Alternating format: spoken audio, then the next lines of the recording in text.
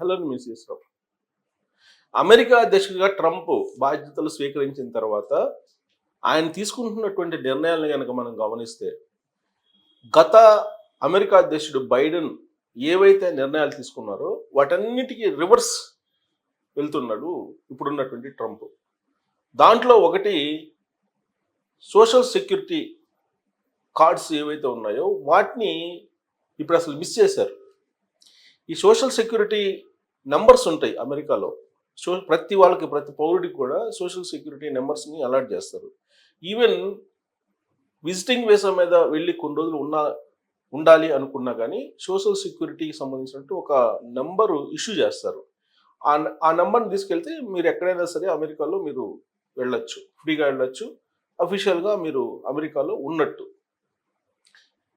ప్రతి వాళ్ళకి అలా గ్రీన్ కార్డు ఉన్న వాళ్ళకి ఉంటుంది, H1B ఉన్న వాళ్ళకు ఉంటుంది, H4 ఉన్న వాళ్ళకు ఉంటుంది. ఇలా ఏ వీసా మీద మీరు అమెరికాలో ల్యాండ్ అయినప్పటికీ మీరు అమెరికాలో స్వేచ్ఛగా తిరగాలంటే సోషల్ సెక్యూరిటీ నెంబర్ అయితే ఉండాలి. ఈ సోషల్ సెక్యూరిటీ నెంబర్ లేకపోతే వాళ్ళు ఇల్లీగల్గా ఉన్నట్టే పరిగణిస్తారు. ఇప్పుడు ట్రంప్ కూడా అదే చేశారు. ఏం చేస్తున్నాడు? బైడెన్ టైంలో రకరకాల విధానాల కారణంగా ఆ సమయంలో, బైడెన్ సమయంలో సుమారుగా 90,000 మంది అమెరికాలో ఎంటర్ అయ్యారనేది ఇప్పుడు ఉన్నటువంటి ట్రంప్ ప్రభుత్వం అంచనా వేస్తుంది. వాళ్ళల్లో 6,000 మందికి అసలు సోషల్ సెక్యూరిటీ నెంబరే లేకుండా చేసేసింది. అంటే వాళ్ళని ఏ జాబితాలు వేసేసింది? మరణించినటువంటి వాళ్ళ జాబితాలు వేసేసింది. వాళ్ళు చనిపోయిన లిస్టులో వేసేసింది. ఇక వాళ్ళు లేరు అని. మరి వాళ్ళకి నంబర్ లేకపోతే 6,000 మంది ఏం చేయాలి? దేశం విడిచి వెళ్ళిపోవాలి. లేదంటే పట్టుబడితే ఖచ్చితంగా వాళ్ళని ఖైదీల మాదిరిగా తీసుకెళ్ళి లోపల వేసేటువంటి అవకాశం ఉంది. వాళ్లే కాకుండా మిగతా 90,000లో 6,000 తీసేస్తే ఇంకా 84,000 మంది ఉన్నారు కదా. ఈ 84,000 మంది పరిస్థితి ఏంటి అని అంటే, వాళ్ళకైతే ప్రస్తుతానికైతే సోషల్ సెక్యూరిటీ నెంబరు ఉంది, బట్ వాళ్ళని ఐడెంటిఫై చేశారు. వాళ్ళు వలస వచ్చారు అక్రమంగా అనేదాన్ని ఐడెంటిఫై చేశారు. మరొకటి ఏంటంటే, అమెరికా ఉపాధ్యక్షుడు జేడీ వాన్స్ ఏం చెప్తున్నారు? మీకు గ్రీన్ కార్డు ఉన్నా శాశ్వత పౌరసత్వం ఉండదు. మీకు శాశ్వత పౌరులు అనే భావన నుంచి మీరు పక్కకు రండి అని చెప్తున్నాడు. సో గ్రీన్ కార్డు ఉన్నా కానీ మీరు అమెరికా పౌరులు కారు అని చెప్పి ఆయన చెప్తున్నారు. మరొకటి ట్రంప్ ఏం చెప్తున్నారు? ఎప్పటి నుంచో శరణార్థులుగా వచ్చినటువంటి వాళ్ళు అమెరికాలో ఉన్నారు. వాళ్ళు కొన్ని లక్షల మంది ఉన్నారు. వాళ్ళందరినీ ఐడెంటిఫై చేసి మేము నోటీసులు పంపించేశాము. ఆ నోటీసుల్ని అందుకొని రెస్పాండ్ అయ్యి ఈ నెలాఖరికి అంటే ఏప్రిల్ ఎండింగ్ కల్లా కానీ అమెరికా విడిచిపెట్టి వెళ్ళిపోవాలి. ఇన్ కేస్ వెళ్ళకపోతే రోజుకి $85 ఫైన్ కట్టాల్సి వస్తుంది వాళ్ళు అని చెప్పి ఇంకొక ఆర్డరు పాస్ చేశారు ట్రంప్. సో ఇలాంటివన్నీ కూడా రోజుకొకటి బయటికి తీసుకొస్తున్నాడు ట్రంప్. ఇదంతా మరి కొత్తగా ట్రంప్ ఆలోచనల నుంచి బయటకు వచ్చినటువంటి అంశాలా అని అంటే కాదు. ఆయన ఎన్నికల సమయంలో చెప్పాడు అన్నీ. అమెరికా ఫస్ట్ అన్నారు, మేక్ అమెరికా గ్రేట్ అగైన్ అన్నారు. ఇలా ఆయన ఏదైతే స్లోగన్ ఇచ్చారో ఆ స్లోగన్ మేరకే ఇవన్నీ కూడా జరుగుతున్నాయి. కాకపోతే ఈ అంతా కూడా పిచ్చి తుగ్లక్ వ్యవహారాలు అని చెప్పి చాలామంది రివర్స్ అవుతూ రోడ్ల మీదకి వస్తున్నారు. అమెరికా పౌరులు, అమెరికాలో ఉండేటువంటి వాళ్ళు చాలామంది బయటకు వచ్చి ట్రంప్ కారణంగా ఇబ్బందులు పడుతున్నాము, ట్రంప్ కారణంగా జీవించలేకపోతున్నాము, స్వేచ్ఛని హరిస్తూ ఉన్నాడు, వ్యక్తిగతమైనటువంటి స్వేచ్ఛని కోల్పోతున్నాము అనేటువంటి ఆందోళనలు దాదాపు 2,000 చోట్ల ఒకే రోజు జరిగాయి. ఇప్పటికి కూడా జరుగుతూ ఉన్నాయి. మరి ఇలాంటి పరిస్థితుల్లో ట్రంప్ ఒక అడుగు వెనక్కి వేశాడా అని అంటే, రెసిప్రోకల్ ట్యాక్స్ విషయంలో మాత్రం వెనక్కి వేశాడు ఒక అడుగు. ఎందుకంటే 90 రోజుల పాటు ఈ రెసిప్రోకల్ ట్యాక్స్కి హాలిడే ఇచ్చేశారు, హోల్డ్ చేశారు. కానీ చైనా అమెరికా మధ్య మాత్రం ట్రేడ్ వార్ జరుగుతుంది, భీకర స్థితిలో జరుగుతుంది, భీకర రేంజ్లో జరుగుతుంది. మిగతా దేశాల విషయంలో మాత్రం నెగోషియేషన్స్ జరుగుతూ ఉన్నాయి. ఒకవేళ కనుక ఆయన ఈ నెగోషియేషన్స్కి వెళ్ళకపోతే అమెరికాలో ఉండేటువంటి పౌరులు ద్రవ్యోల్బణం దెబ్బకు తట్టుకునేటువంటి పరిస్థితి లేదు. గతంలో ఎప్పుడూ లేని విధంగా ఎక్స్ డజను ఆల్మోస్ట్ ఇప్పుడు $10 అయిపోయింది అంటున్నారు. గతంలో ఎప్పుడూ లేదు ఆ రేట్లు. ఒక ఎగ్సే కాదు, రకరకాలుగా నిత్యావసర వస్తువులు సామాన్యులకు అందుబాటులో లేనటువంటి విధంగా పెరిగిపోయాయి. దీనివల్ల విదేశాల నుంచి వెళ్ళి అక్కడ స్థిరపడినటువంటి వాళ్ళకంటే కూడా అమెరికాలో ఉండేటువంటి వాళ్ళే ఎక్కువగా ఇబ్బందులు పడతారు, సమస్యలను ఎదుర్కొంటారు. దానికి కారణం ఏంటంటే రీసెంట్గా చేసినటువంటి సర్వే ప్రకారం ఇవాళకి కూడా అమెరికాలో దాదాపు 7% మంది 3 పూట్ల అన్నం తినలేనటువంటి పరిస్థితిలో ఉన్నారు. ఇది వాళ్ళు ఇటీవల కాలంలో విడుదల చేసినటువంటి డేటా. అది పేదరికంలో ఉన్నటువంటి వాళ్ళు ఇంకా ఉన్నారు చాలామంది.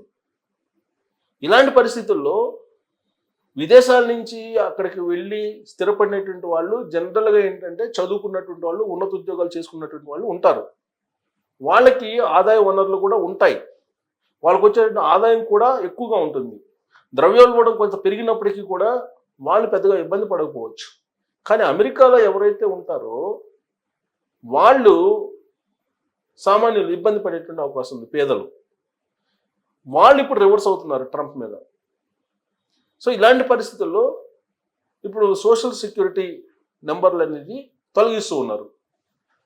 అసలు చెప్పకుండానే, నోటీసులు ఇవ్వకుండానే తొలగిస్తున్నారు అనేటువంటిది ఇప్పుడు ప్రజల నుంచి తిరుగుబాటు వస్తుంది. ఈ సోషల్ సెక్యూరిటీ కార్డు లేకపోతే, ఆ సోషల్ సెక్యూరిటీ నెంబర్ లేకపోతే ఏది చేయలేరు అమెరికాలో. అసలు బయటికి వెళ్ళలేరు. బయటికి వెళ్తే కనుక హోమ్లాండ్ సెక్యూరిటీ వాళ్ళు పట్టుకొని ఎక్కడైనా సరే వాళ్ళని జైల్లోకి పంపించేటువంటి అవకాశం ఉంది, లేదా సొంత దేశానికి కాళ్ళు చేతులు గట్టి పంపించేటువంటి అవకాశం ఉంది. సో దీనికి సంబంధించినటువంటి న్యూస్ ఇప్పుడు సోషల్ మీడియాలో అంతర్జాతీయంగా స్ప్రెడ్ అవుతుంది.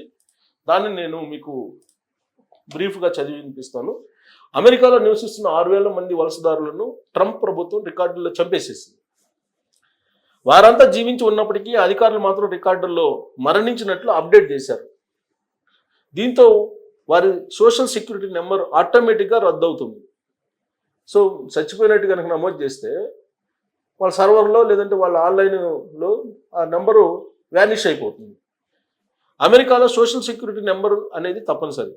అమెరికా పౌరులతో పాటు తాత్కాలికంగా ఆశ్రయం కోసం వచ్చిన వారికి ప్రభుత్వం ఈ నెంబర్ను కేటాయిస్తుంది. ఈ సోషల్ సెక్యూరిటీ నెంబర్ లేదంటే వారు జీవించి ఉన్నా కూడా మరణించినట్లే పరిగణించాల్సి ఉంటుంది. ప్రభుత్వం నుంచి ఎలాంటి ప్రయోజనాలు పొందే అవకాశం వారికి ఉండదు. అంతేకాదు ఉద్యోగం కానీ ఏదైనా చిన్నపాటి పని కానీ చేసుకునే వీలు కూడా ఉండదు. వలసదారులు తమకు తామే అమెరికాను విడిచిపోయేలా చేసేందుకు అధికారులు ఈ నిర్ణయం తీసుకున్నట్లు సమాచారం. పొమ్మను లేక పొగబెట్టినట్లేనేది తెలుగు సామెత. కానీ ట్రంప్ సర్కార్ మాత్రం పొమ్మనే పొగబెడుతున్నట్లు రికార్డుల్ని చూస్తే అర్థమవుతుంది. వలసదారుల్ని చంపేస్తుంది రికార్డుల్లో. బైడెన్ ప్రభుత్వం అమలు చేసిన పలు కార్యక్రమాల ద్వారా సుమారు 90,000 మంది వలసదారులు అమెరికాలో అడుగుపెట్టారని అధికారులు తెలిపారు. వారందరూ తాత్కాలిక ఆశ్రయం కోరి వచ్చిన వారేనని వివరించారు. అయితే గడువు ముగిసినా వారు స్వదేశానికి తిరిగి వెళ్ళలేదని, అమెరికాలోనే ఉంటున్నారని తెలిపారు. ఈ నేపథ్యంలో వారందరినీ వెతికి పట్టుకుని వెనక్కి పంపడం శ్రమతో కూడుకున్నదని చెప్పారు. అందుకే ప్రభుత్వ రికార్డులో వారు చనిపోయినట్లుగా నమోదు చేస్తే సోషల్ సెక్యూరిటీ నెంబరు రద్దయి వారంతటా వారే అమెరికాను వీడుతారని అధికారులు భావించారు. ఇందులో భాగంగానే తాజాగా 6,000 మంది వలసదారులను రికార్డుల్లో మరణించినట్లుగా నమోదు చేశారు. సో ఇదేదో మంచి ఐడియా. మరి ఎవరు ఇచ్చారో కానీ, ఎలన్ మస్క్ ఇచ్చారా లేకపోతే బోర్డర్ సెక్యూరిటీ వాళ్ళు ఇచ్చారో కానీ, వలసదారులు ఎవరైతే ఉన్నారో, చట్టవిరుద్ధంగా ఎవరైతే ఉన్నారో వీళ్ళందరినీ ఏరిపారేయాలంటే అంత ఈజీ కాదు. పైగా సోషల్ సెక్యూరిటీ కార్డు లేకుండా ఎక్కడ బయటకు వెళ్ళలేరు, ఎలాంటి జీవనం సాగించలేరు అక్కడ. అందుకే దాని మీద ఇప్పుడు కాన్సన్ట్రేషన్ చేశారు ఎవరు, హోమ్లాండ్ సెక్యూరిటీ వాళ్ళు కానీ సోషల్ సెక్యూరిటీ నెంబర్ మీద. ఇప్పుడు ఈజీగా ఆ నెంబర్ తీసేస్తే కనుక వాళ్ళే వాళ్ళ దేశానికి వెళ్ళిపోతారని చెప్పి సలహా ఇచ్చారు ఎవరు. ఆ సలహాను ఇప్పుడు ట్రంప్ ప్రభుత్వం పాటిస్తుంది. వాళ్ళందరినీ చచ్చిపోయినట్టు జాబితాలు ఎక్కిస్తుంది. ప్రాథమికంగా 6,000 మందిని ఎక్కించింది. ఆ విధంగా 6,000 మందిని చంపేసింది ఆ రికార్డుల్లో. రాబోయే రోజుల్లో 13 లక్షల మంది ఇల్లీగల్గా ఉంటున్నారని చెప్పి ట్రంప్ చెబుతున్న దాని ప్రకారం 13 లక్షల మందిని ఈ రికార్డుల్లో చంపేసే అవకాశాలు లేకపోలేదని చాలా క్లియర్గా అర్థమవుతుంది. మరి మీరు అక్కడ నుండి చచ్చిపోతారా లేదంటే మీ దేశాలకు వెళ్తారా అనేది మీరు ఇష్టం. Thank you.